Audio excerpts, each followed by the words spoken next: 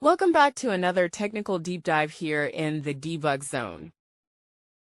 Today we're tackling a big question and breaking it down with insights from other users. Hopefully this clears up some misconceptions and helps you get the answer you need. So buckle up, stay a little curious, and let's jump right in.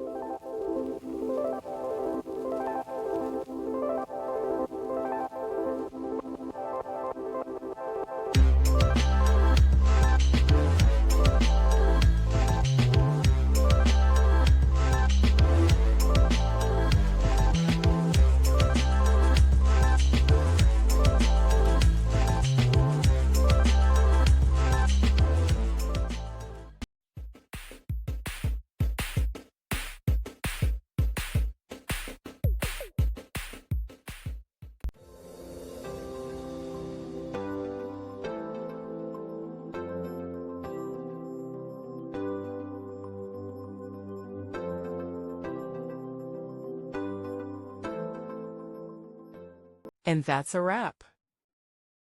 I hope you found the answer you were looking for. If you did, take a second to hit that subscribe button. It really helps out. And let me know in the comments which solution worked best for you. See you next time in the debug zone.